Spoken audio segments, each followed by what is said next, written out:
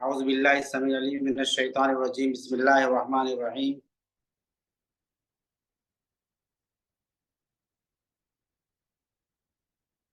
انما المؤمنون اخوہ فاصلحوا بین اخویکم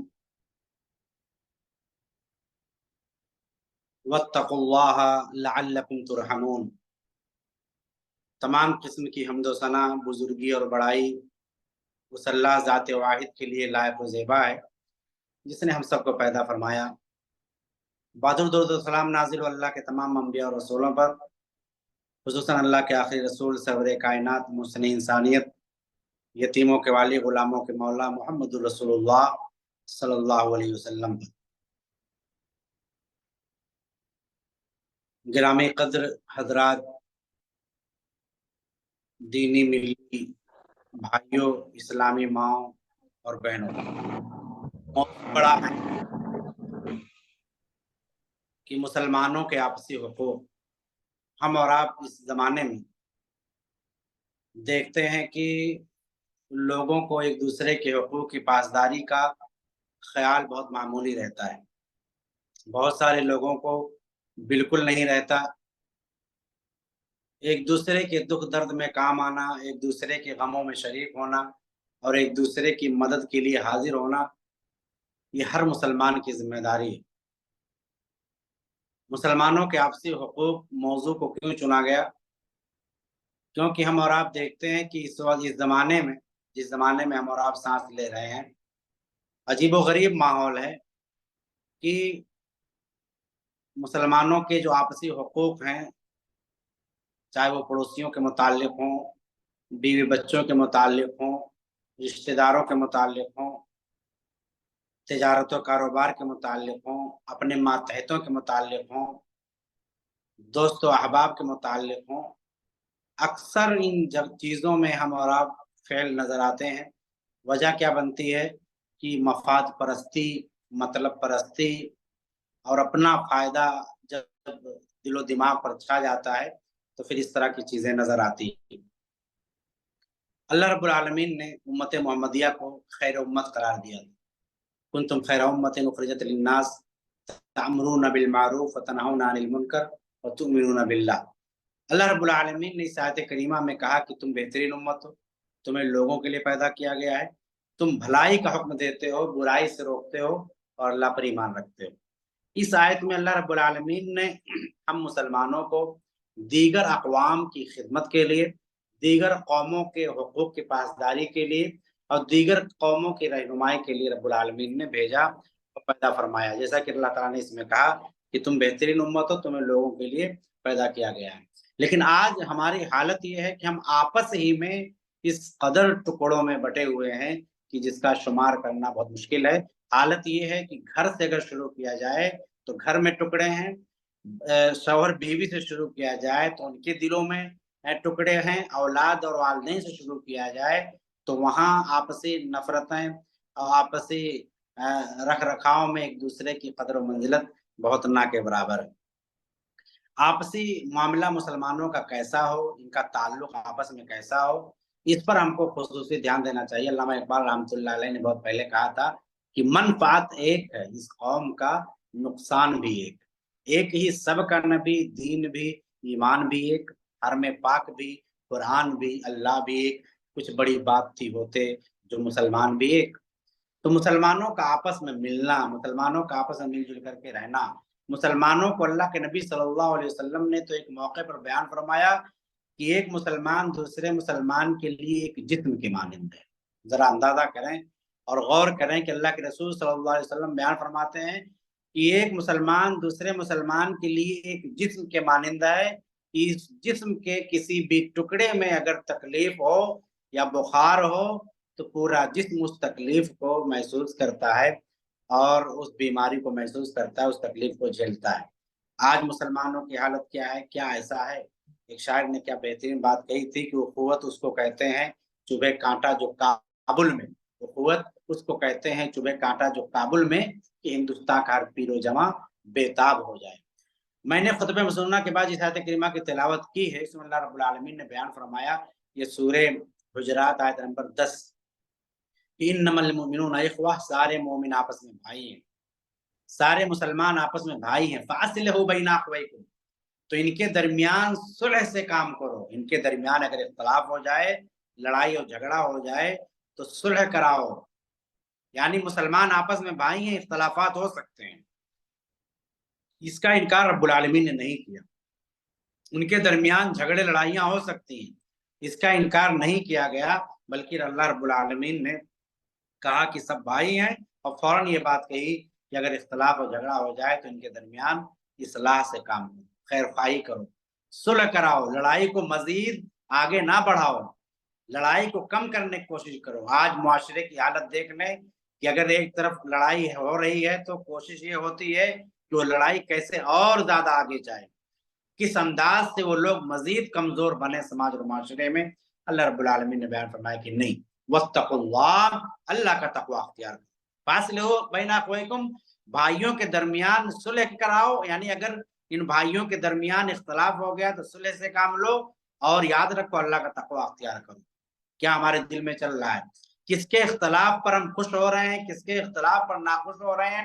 اللہ تعالیٰ نیتوں کو دیکھتا ہے، واتقوا اللہ، اے لوگوں اللہ کا تقوی اختیار کرو، یعنی رب کا تقوی دلوں میں ہوگا، اور جس دل میں رب کا تقوی اور پرہیزگاری ہوگی وہ مسلمانوں کے آپسی لڑائی جھگڑے کو پرموٹ نہیں کرے گا، بلکہ اس کو ڈیموٹ کرنے کی کوشش کرے گا، اسے ڈیکریز کرنے کی، اسے کمزور کرنے کی کوشش کرے گا۔ آگے اللہ نے بیان فرمایا لعلکم ترحمون، ممکن ہے کہ تم پر رحم کیا جائے، یعنی اللہ رب العالمین کی رحمت، اس کا فیور، اس کی طرف سے ہمارے اوپر خاص کرم تبھی ہوگا جب ہم لوگ، سب لوگ مسلمان آپس میں ایک دوسرے کو بھائی سمجھیں گے، ایک دوسرے کے درمیان جھگڑا ہو جائے گا تو صلح کرائیں گے، اور اپنے دلوں میں رب کا تقوی رکھیں گے، اتنی چیزیں ہوں گی تب اللہ نے بیان فرمایا لعلکم ترحمون، شاید کہ تم پر رحم کیا جائے، یعنی آخرت میں تمہیں کامیابی مل سکے۔ یہ پہلی آیت کریمہ میں نے بیان فرمائی۔ اس آیت کریمہ سے ہم اور آپ اندازہ کر سکتے ہیں کہ ہم کو اب آپسی حقوق کے بارے میں یہ آیت ہم کو کیا پیغام دے رہی ہے کہ مسلمان آپس میں ایک دوسرے کے ساتھ کیسے رہیں۔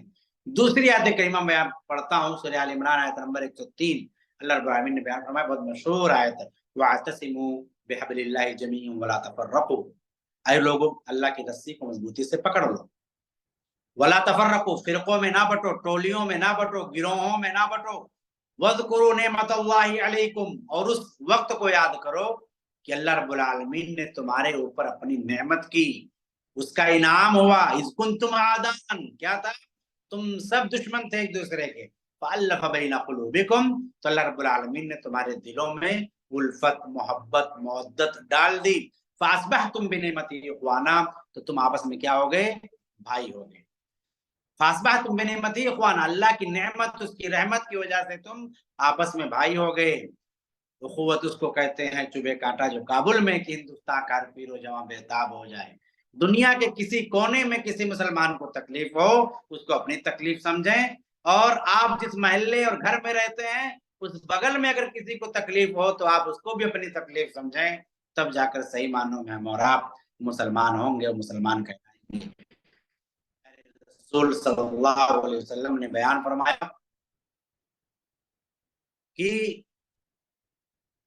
ایک مسلمان دوسرے مسلمان کے لیے ایسے ہے جیسے فی توادہم وتراحم وتعاطفہم کمثل الجسد، ایک دوسرے سے محبت کرنے میں، ایک دوسرے سے کے ساتھ نرمی کرنے میں، ایک دوسرے کے کام آنے میں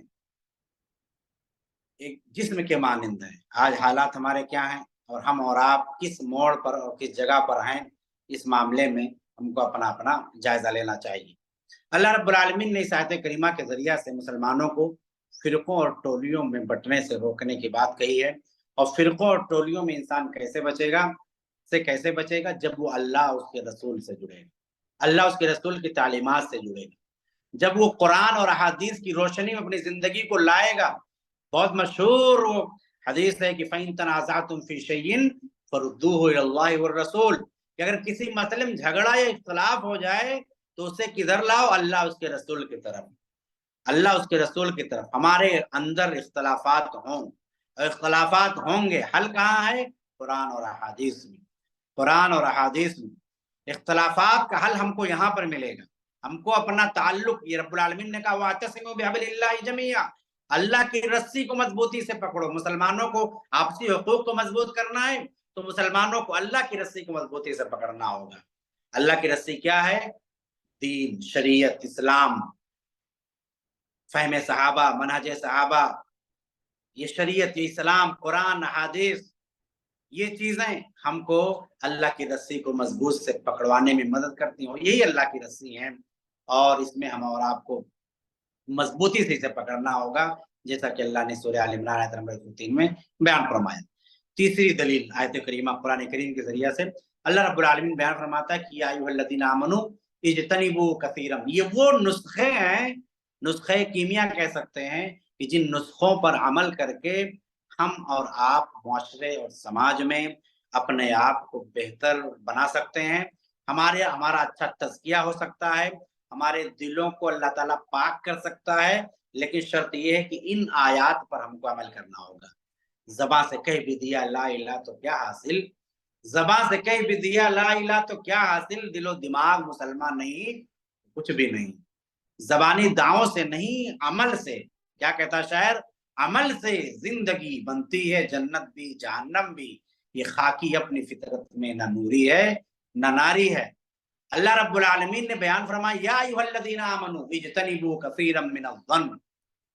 معاملے کو بہتر بنانا ہے، آپسی حقوق کو اچھا کرنا ہے، مسلمانوں سے اپنے تعلقات بہتر کرنے ہیں، پڑوسیوں کے ساتھ اچھا برتاؤ کرنا ہے، پڑوسیوں کے متعلق غلط فہمیاں جو سماج اور معاشرے میں پھیلائی گئی ہیں اس سے کیسے بچا جائے. اپنے بھائی بہنوں، والدین، رشتہ داروں کے متعلق جو غلط فہمیاں، چاپلوس قسم کے لوگ، چغلخوری کرنے والے لوگ، غیبت کرنے والے لوگ جو غلط فہمیاں پھیلا کر آپ کے دل و دماغ میں یا ہمارے دل و دماغ میں بیٹھا دیے ہیں، اس سے اللہ تعالیٰ کہتا ہے کہ اس سے دور رہو.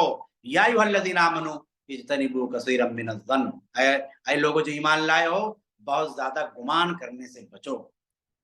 یہ ہوا ہوگا تو وہ ہوا ہوگا تو ایسا ہوا ہوگا تو ویسا ہوا ہوگا، نہیں.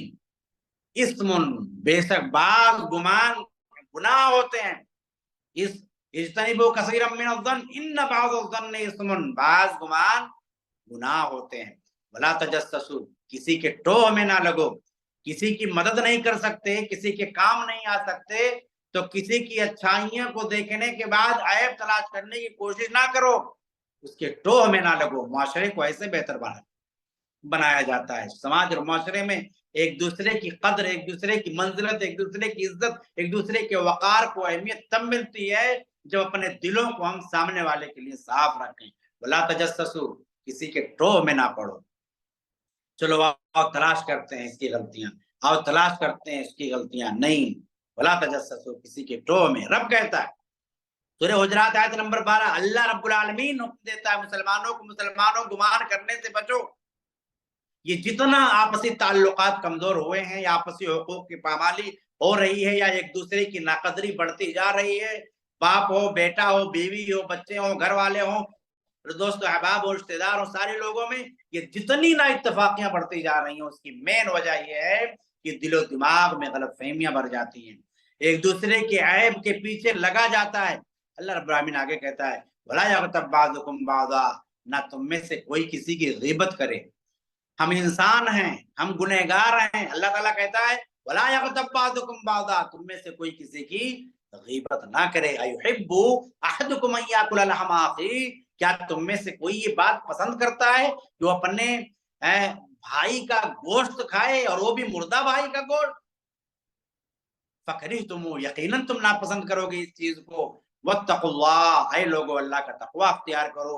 ان اللہ تواب الرحیم، بے شک اللہ تعالیٰ توبہ قبول کرنے والا اور رحم کرنے والا. اللہ کو پتا ہے میرا بندہ گناہ کر سکتا ہے، اللہ کو پتا ہے کہ اس سے غیبت ہو رہی ہے، اس سے چغلخوری ہو رہی ہے، یہ لوگوں کے ٹوہ میں پڑ رہا ہے، یہ گمان کر رہا ہے. اللہ نے آگے کہا واتقوا اللہ، اللہ کا تقوی اختیار کرو، اللہ کی پرہیزگاری اختیار کرو، دلوں میں رب کا ڈر پیدا کرو. اس اللہ کے سامنے کھڑے ہونے سے ڈرو، اس اللہ کے سامنے کھڑے ہونے سے ڈرو، آخرت کی تیاری کرو.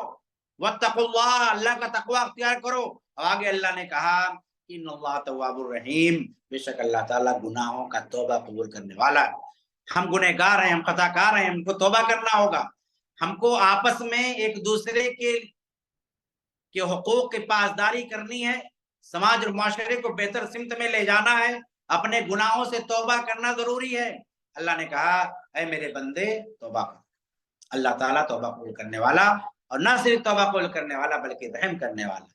کتنا بڑا گناہ، کتنا بڑا گناہ ہو اگر سچے دل سے رب کے سامنے ہم حاضر ہو جائیں، اپنے آنکھوں کو نم کر لے جائیں، اپنے دل کو رنجیدہ کر لے جائیں، دل و دماغ کو رب کے سامنے حاضر کر کے اس کے ڈر اور خوف کو محسوس کر لے جائیں، اللہ تعالیٰ اس گناہ کو معاف کر دیتا ہے۔ اللہ تعالیٰ نے اس گنہگار کی تعریف کی ہے جو گنہگار اللہ سے توبہ کرتا ہے۔ خیر الخطائین التوابون، بہترین گنہگار کون؟ جو توبہ استغفار کرتے ہیں۔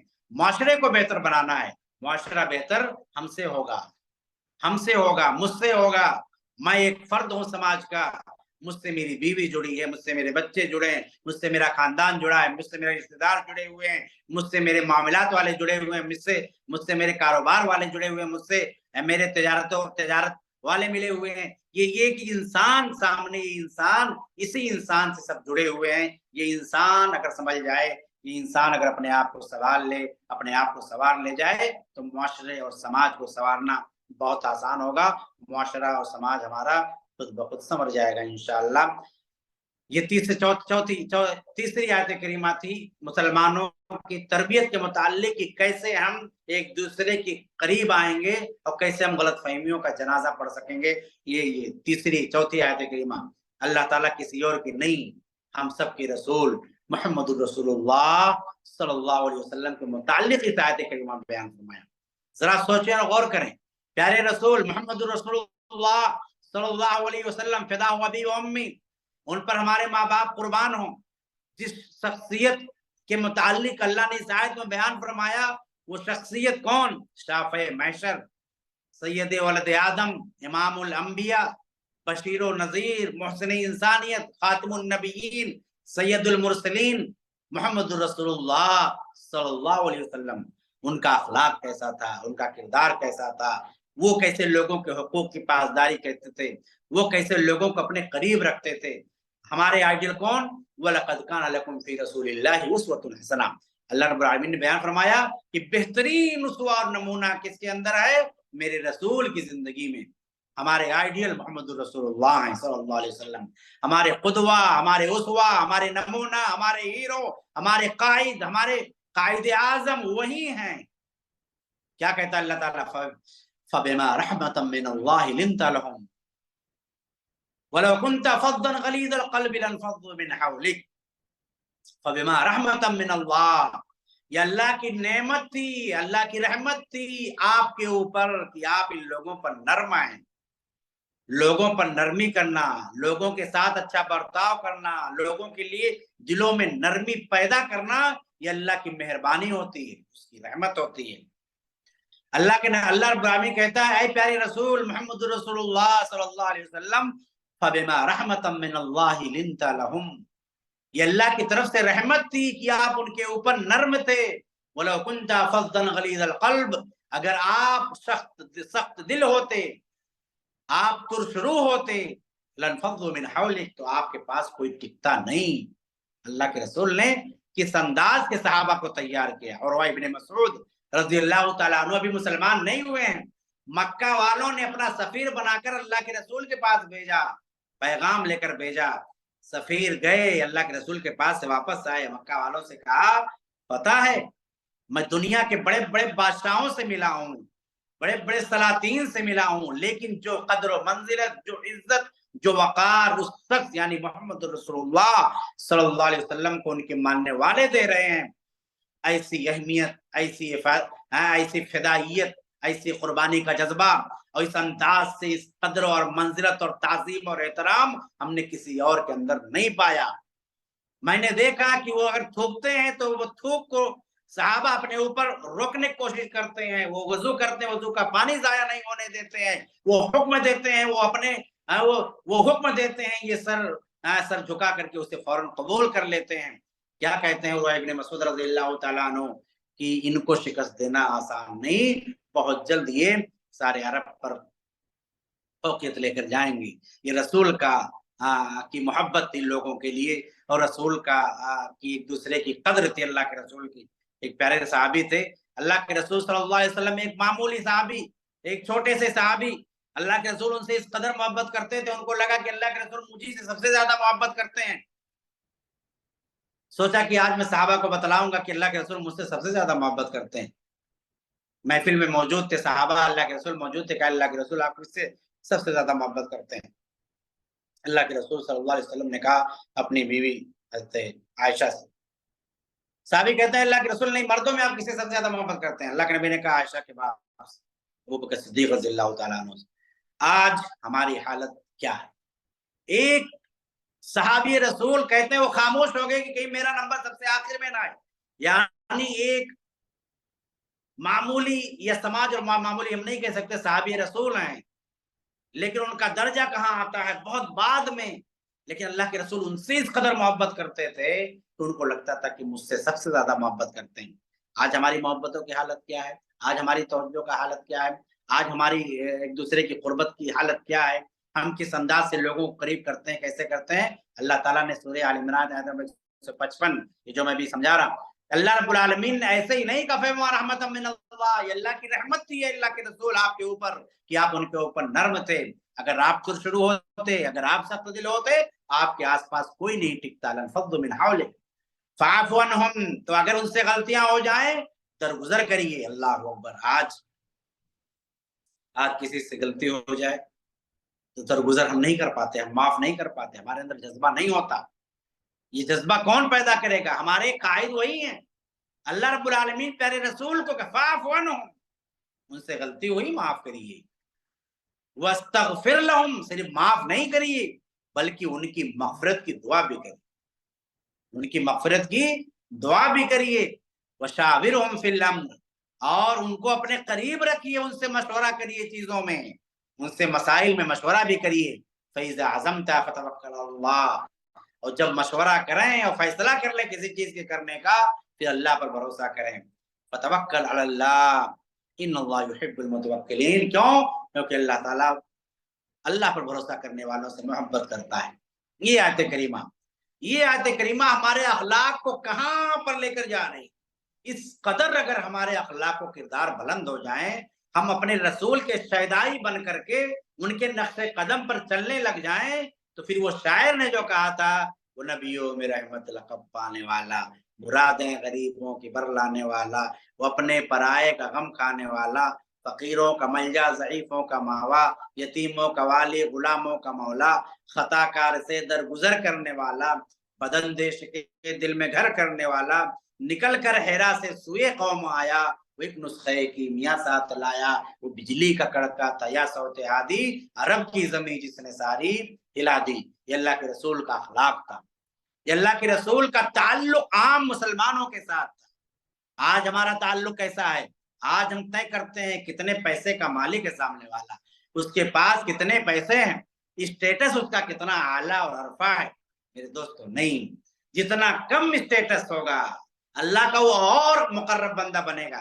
سب جانتے ہیں سب سے پہلے جنت میں کون جائیں گے؟ غریب مسلمان، ان کو قریب لائیے، ان کو قریب لائیے۔ اللہ کے رسول بیان فرماتے ہیں لا تصاحب الا مومنا، اے لوگوں دوست صرف مومن کو بناؤ، ولا یاکل طعامک الا تقی، اور تمہارے گھر اگر کوئی کھانا کھائے تو پرہیزگار کھائے۔ اللہ کے رسول نے یہ نہیں کہا بہت امیر ہو، امیر ترین انسان ہو۔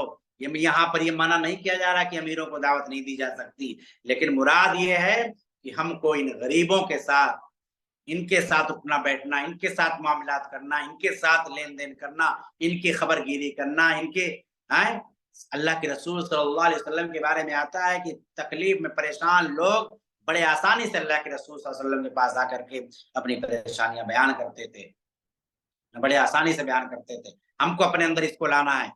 ایک دوسری آیت میں اللہ بیان فرماتا ہے، سورۃ الاعراف آیت نمبر 199، کیا کہتا ہے اللہ تعالیٰ؟ خذ العفو، معافی کو معاف کرو، لوگوں کو اپنے دلوں کو کشادہ کرو، وسیع کرو۔ خود العفو، ٹھیک ہے اگر غلطی ہوئی، اچانک غصہ آیا، اللہ تعالیٰ سے کوشش کریں، آج نہیں کل نہیں پرسوں نرسوں ترسوں کوشش کریں گے، آپ غصے پر کنٹرول کر سکتے ہیں۔ آج آپ غصہ ہوتے ہیں، اللہ تعالیٰ خذ العفو، معاف کرو لوگوں کو، وَأَمُرْ بِالْعُرْفِ، بھلائی کا حکم دو، वारिद अनिल जाहिलीन, और जाहिलों से एराज करो, जाहिलों के मुंह ना लगो। वैज़ा खातबहुमुल जाहिलून क़ालू सलामा, जब महसूस हो जाए कि ऐसे जाहिल किस्म के लोग लड़ाई झगड़े पर उतर सकते हैं या वो कुछ भी कर सकते हैं, तो ऐसे लोगों से ज्यादा मुंह नहीं लगाना चाहिए, बल्कि उनको दरगुजर करना चाहिए, उनसे एराज करके रास्ता बदल देना चाहिए। ये आयत करीमा हम मुसलमानों को अपने दिल की तरबियत करने, अपना तज़किया करने और इस पर हमको समाज और माशरे में कैसे रहना है उस पर उभारती है। एक माफी को आम करो, माफी को आम करो, वामिर बिल उर्फ, भलाई को का हुक्म दो लोगों को। पांचवी आयत करीमा, छठी आयत करीमा, अल्लाह ताला सूरत शोरा आयत नंबर 40 में बयान फरमाता है कि वजज़ाउ सय्यतिन सय्यतुम मिथलुहा, बुराई का बदला अगर आपको देना है तो सिर्फ उतनी ही बुराई जितनी बुराई आपके साथ हुई है।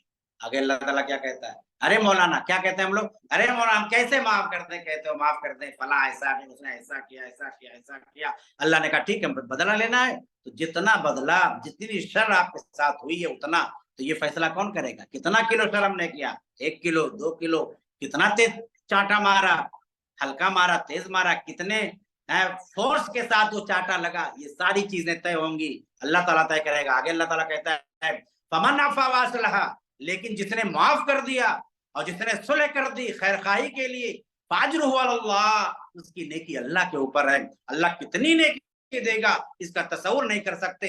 ये आयत करीमा हमको और आपको ये पैगाम देती है कि हम लोगों को माफ करें, बदला ले सकते हैं, बदला ना लें। अल्लाह ताला कहता है कि बदला लेने का जज्बा है आपके अंदर तो बराबर बदला लेना होगा, थोड़ा सा भी ज्यादा की तो अल्लाह रब्बुल आलमीन माफ नहीं करेगा। अल्लाह ने बयान फरमाया इन्नहु ला युहिब्बुज़ ज़ालिमीन, बेशक अल्लाह ताला जालिमों को पसंद नहीं करता। यानी बदला लेना है तो बदला ज्यादा हो गया, आप जालिम करार पाए, इसीलिए अल्लाह रब्बुल आलमीन ने बयान फरमाया कि आप माफ कर दें, आप सुलह करें, लड़ाई और जंग को आगे ना बढ़ाएं, बिरादरियों की बुनियाद पर, कबीलों की बुनियाद पर, इलाकायत की बुनियाद पर, खानदानियत की बुनियाद पर, इन चीजों की बुनियाद पर लड़ाई झगड़े को फरोग नहीं देना है, उसे कमजोर करना है, माफ करना है।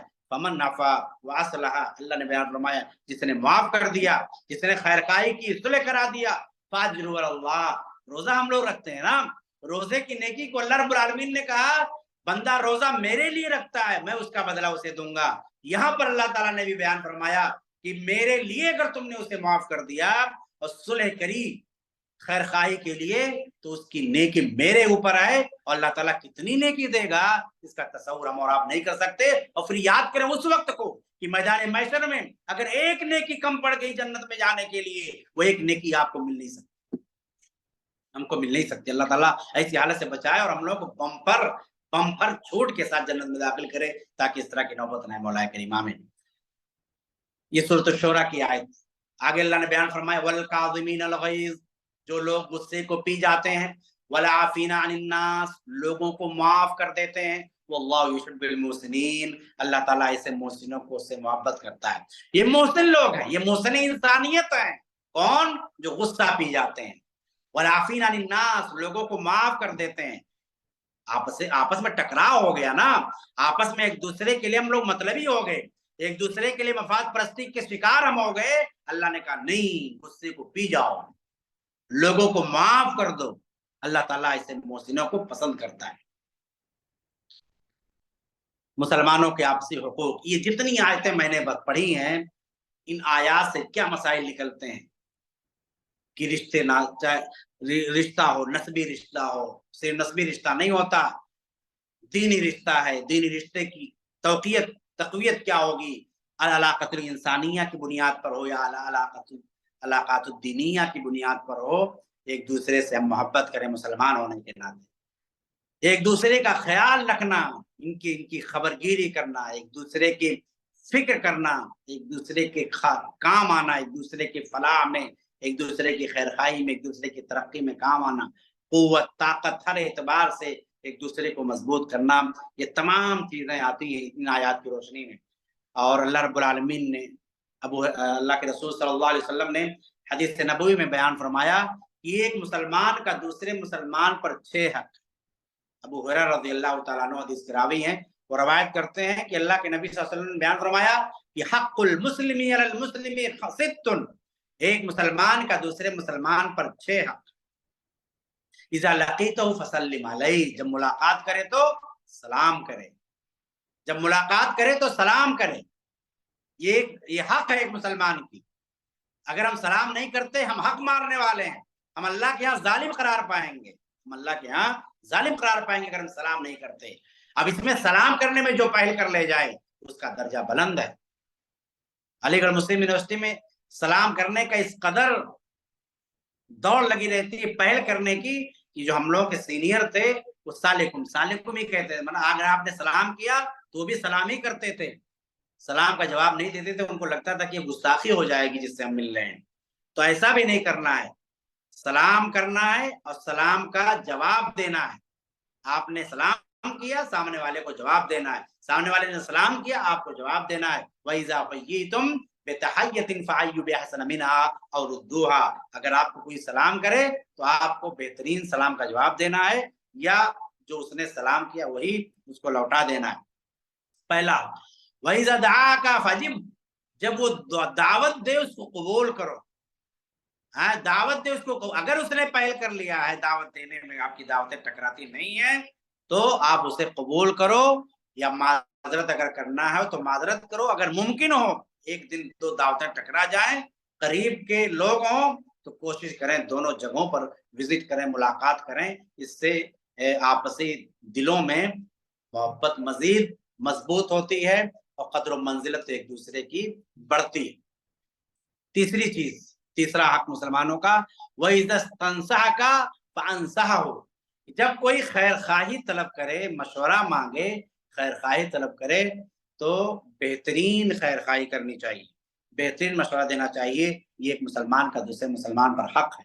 آج معاشرے اور سماج کی حالت کیا ہے کہ اگر کوئی خیر خواہی یا مشورہ لینا چاہتا ہے تو انسان کی کوشش ہوتی ہے کہ اس کو ہڑپ لے. آج اسی لیے بہت سارے لوگ راز رکھتے ہیں، چیزوں کو نہیں بتانا ہے، خاموش ہے. وجہ کیا ہے کہ سماج اور معاشرے میں اس قدر اخلاقیات مسلمانوں کی گر چکی ہے کہ پتہ ہوتے ہی رشتے کٹوا دیتے ہیں، رشتے کینسل کرا دیتے ہیں. اللہ اکبر، رشتے کینسل کرا دیتے ہیں، معاملہ اگر ہو رہا ہے معاملہ توڑوا دیتے ہیں. اللہ کے رسول نے بیان فرمایا کہ اگر آپ سے مشورہ طلب کیا گیا ہے، خیر خواہی مانگی گئی ہے، تو یہ آپ کی ذمہ داری ہے کہ بہترین مشورہ دیں. آپ کوئی بھی ہوں، کسی بھی لیبل کے ہوں، اگر کسی مسلمان نے آپ سے مشورہ مانگا ہے تو یہ آپ کی ذمہ داری ہے، ورنہ آپ مجرم ہوں گے. تیسرا.